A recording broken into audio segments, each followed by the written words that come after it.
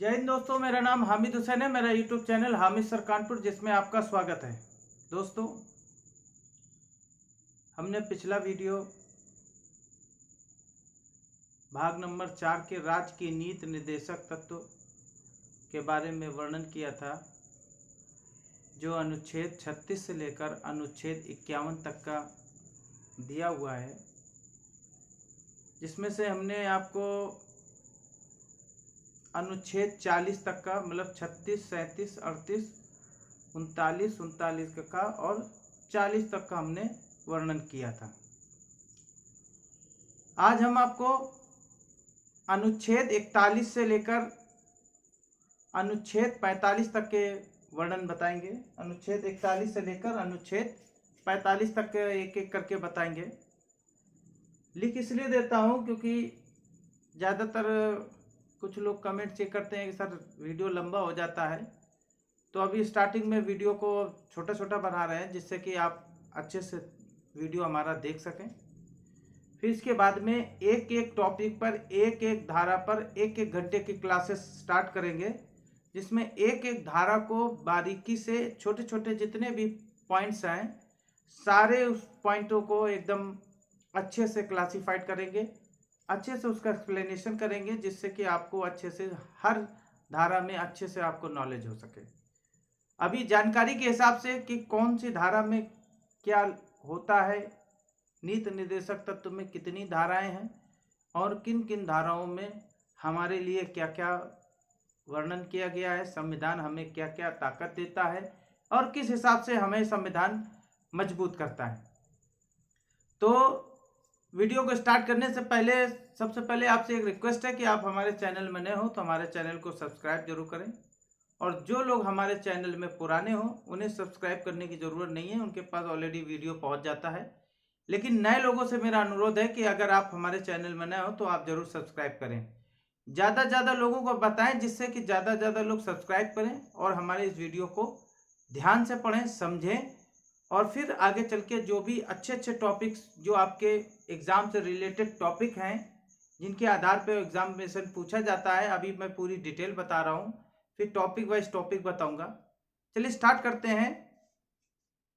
अब अनुच्छेद 41 जो है, अनुच्छेद 41 जो बताया गया है, उसमें खास करके राज्य हमेशा आर्थिक और शैक्षिक दशा में क्या करता है, पिछड़े वर्गों को सहायता प्रदान करता है। मतलब राज्य के ऊपर क्या रिस्पॉन्सिबिलिटी है कि वो आर्थिक और शैक्षिक दशा के वर्गों को वो ध्यान चिन्हित करे और उनके जो है सहायता प्रदान करे। और अनुच्छेद 42 में क्या बताता है? अनुच्छेद 42 में बताता है कि कार्य की उचित दशाएं बनाएगा तथा महिलाओं को निःशुल्क प्रसूति की सहायता उसको प्रदान करेगा। मतलब एक अच्छी दशा के रूप में कि किस हिसाब से कार्य होना चाहिए, उसके एक रूपरेखा अच्छे से तैयार करेगा, और उसके आधार पर फिर महिलाओं के लिए सहायताएं प्रदान करी जाएंगी। महिलाओं को जो प्रसूति की सहायता है वो उसको दी जाएगी। अब अनुच्छेद हमारा 23 मतलब अनुच्छेद 43 में क्या किस बात के बारे में वर्णन कर रहा है? अनुच्छेद 43 में बताता है कि उद्योगों के प्रबंधन में, मतलब जो हमारे लघु उद्योग हैं, कुटीर उद्योग हैं, छोटे छोटे उद्योगों के प्रबंधन में मजदूरों या श्रमिकों को भाग लेने का हमें अधिकार मिलता है। मतलब जो भी उद्योग होंगे उसके प्रबंधन करने में मजदूरों और श्रमिकों को, जो मजदूरी कर रहे हैं और जो श्रमिक हैं, वो है वही चीज़ है, मजदूर कहिए चाहे श्रमिक कहिए, उनको जो है उस पर जो है भाग लेने का उन्हें पूरा अधिकार संविधान देती है अनुच्छेद 43 के अंतर्गत। अब आता है अनुच्छेद 43 का एक अनुच्छेद 43 है, एक अनुच्छेद 43 का। अब 43 के क्या में ये बताता है कि जो भी सरकारी समितियां हैं, सरकारी समितियां जैसे कि खाद्य की जो समितियां हैं वो सब सरकारी समितियां हैं, बीज भंडार की जो समितियां हैं वो सरकारी समितियां हैं। इन समितियों के माध्यम से किसानों को उचित मूल्य पर और सस्ते दामों में उनको खाद उपलब्ध कराई जाती है, डीएपी, यूरिया वगैरह।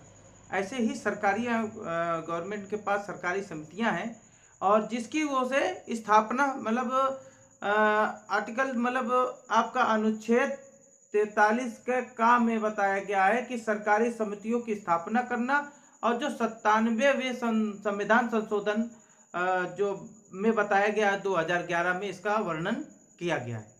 अब बात आती है अनुच्छेद 44 की, कि अनुच्छेद 44 हमें किस बात को प्रेरित करता है।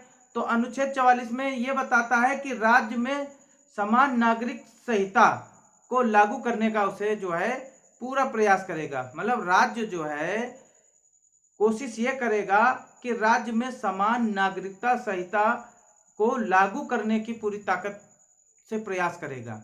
और कई कई राज्यों में तो इसका जो है इसका मुद्दा भी उठ चुका है, कहीं कहीं पर लागू करने की योजनाएं भी बनाई जा रही हैं।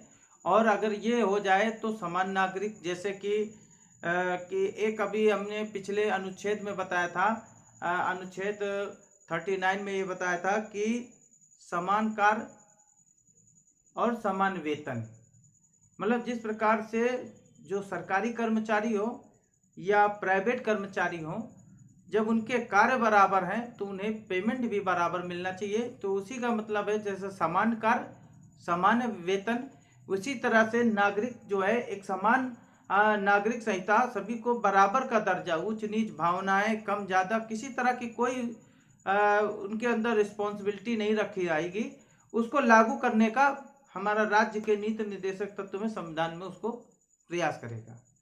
अब अनुच्छेद आ गया है हमारा 45 में। अनुच्छेद 45 में हमारे क्या बताता है कि राज्य 6 वर्ष से लेकर 14 वर्ष के बच्चों को निःशुल्क शिक्षा, जिसको हम अनिवार्य प्राथमिक अनिवार्य शिक्षा कहते हैं, अनिवार्य शिक्षा उन्हें दिलाने का कार्य करेगा, जो अनुच्छेद 86वें संविधान संशोधन 2022 में किया गया है। 2022 ने 2002 में किया गया है, क्योंकि ये नागरिकों को अनिवार्य शिक्षा, जो प्राथमिक अनिवार्य शिक्षा का जो है वो 86वें संशोधन संविधान के संशोधन और 2002 में इसका वर्णन किया गया है। ये हमारे अनुच्छेद 45 में इसका वर्णन किया गया है। मतलब सभी नागरिकों के बच्चों को जो 6 वर्ष से लेकर जिनकी उम्र 14 वर्ष तक होगी, उन्हें जो है निःशुल्क शिक्षाएं प्रदान करेगा। तो ये तो हमने आपको रूल बताया, इसी को मैंने लिख के बताया है। जैसे अगर आप कॉपी करना चाहें तो आप कॉपी के अकॉर्डिंग भी आप बता सकते हैं। अनुच्छेद 41 में बताया है कि राज्य आर्थिक शैक्षिक दृष्टि से पिछले वर्गों को विशेष ध्यान रखेगा। तो जो भी पिछले वर्ग हैं, जो आर्थिक और शैक्षिक दृष्टि से कमजोर हैं, उन पर विशेष ध्यान देगा। और अनुच्छेद 42 में क्या बताता है, कार्य की उचित दशाएं बनाई जाएगी। मतलब कार्य को किस ढंग से बनाया जाए जिससे कि सारे मामला अच्छे हों, हर चीज का अच्छे से पालन किया जाए, जिसमें महिलाओं को निःशुल्क व प्रसूति सहायता प्रदान उपलब्ध कराई जाएगी। इसके बाद अनुच्छेद 43 में बताता है कि उद्योग के प्रबंधन करने में, मतलब जो उद्योग लगाएगा उसके रख रखाव देख रेख हर चीज में मजदूरों या श्रमिकों को भाग लेने का उसमें पूरा अधिकार दिया जाएगा। मतलब कोई भी मजदूरों श्रमिकों को उस अधिकार से वंचित नहीं कर सकता है, ये राज्य उसको ताकत देगा। अनुच्छेद 43 के काम है सरकारी समितियों की स्थापना, जो 97वें संविधान संशोधन 2011 में इसका वर्णन किया गया है। इसके बाद अनुच्छेद 44 में बताया जाता है कि राज्य समान नागरिक संहिता को लागू करने का प्रयास करेगा। मतलब राज्य समान नागरिक संहिता, मतलब हर नागरिक को समान, मतलब बराबर का के हिसाब से कर देगा, न किसी में कम न किसी में ज्यादा, न किसी को बहुत मिलेगा न किसी को कम मिलेगा, सबको बराबर बराबर बांटा जाएगा। इसके बारे में उसको लागू करने का प्रयास करेगा। ये हमको राज्य के नीति निर्देशक तत्वों में ये हमें ताकत मिलती है। अनुच्छेद 44 हो गया। अनुच्छेद 45 में बताता है कि राज्य 6 वर्ष से लेकर 14 वर्ष के बच्चों को निःशुल्क शिक्षा देने का कार्य करेगा।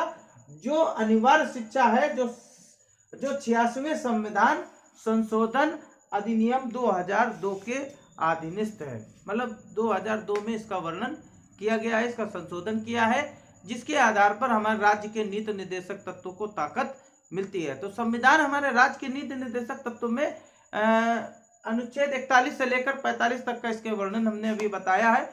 अब हम आपको नेक्स्ट वीडियो जो है 46 से लेकर 51 तक का वर्णन बताएंगे।